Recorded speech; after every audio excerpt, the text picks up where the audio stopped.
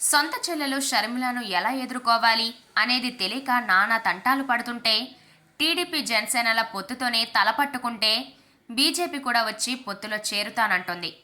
ఈ వ్యవహారాలన్నీ AP CM Jaganmohan రెడ్డికి గోటు చుట్టుపై రోకలిపోటు మాదిరిగా మారాయి. తాజాగా వైసీపీ నేతలు జగన్కు షాకుల మీద షాకులిస్తున్నారు. వైసీపీకి చెందిన 3 ఎంపీలు టీడీపీ అధినేత చంద్రబాబుకు టచ్లోకి వెళ్లారు. అసలే ఎమ్మెల్యేలు ఎంతమంది గట్టు దాటుతారో తెలియకుండా ఉంది. ఇప్పటికే కొందరు ఎంపీలు గట్టు దాటేశారు. చంద్రబాబుతో ప్రభాకర్ రెడ్డి భేటీ.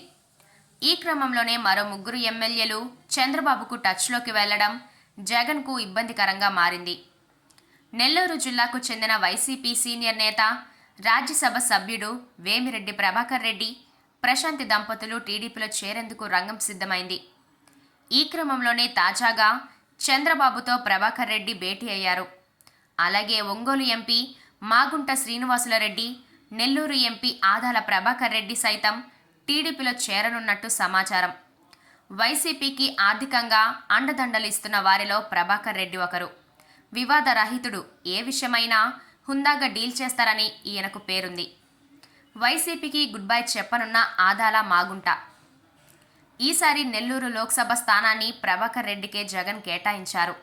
కానీ అసెంబ్లీ అభ్యర్థుల విషయంలో జగన్తో విభేదించారు. కొందరిని మార్చాలంటూ సూచనలు చేశారు. కానీ జగన్ అంగీకరించలేదు. దీంతో మనస్తాపానికి గురై ఆయన పార్టీ మారేందుకు సిద్ధమయ్యారు. ఇక ప్రభాకర్ రెడ్డి సతిమణి ప్రశాంతి టీటీడీ బోర్డు మెంబర్గా ఉన్నారు. ఆమె కూడా తన పదవికి రాజీనామా చేశారు.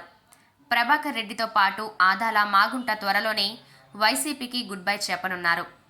ఎంపీ సీట్లు ఇస్తున్నా కూడా వద్దనుకొని వెళ్ళిపోవడంపై వైసీపీలో అంతర్మదనం ప్రారంభమైంది. ఇప్పటికే జగన్తో విభేదించి 6 ఎమ్మెల్యేలు, 2 ఎమ్మెల్సీలు పార్టీని వీడారు. అలాగే 10 మంది మంత్రులు అసంతృప్తితో ఉన్నారు. మొత్తానికి నెల్లూరు ప్రకాశం జిల్లాల్లో వైసీపీ పెద్ద దెబ్బే తినడం ఖాయమని రాజకీయ పరిశీలకులు అంటున్నారు.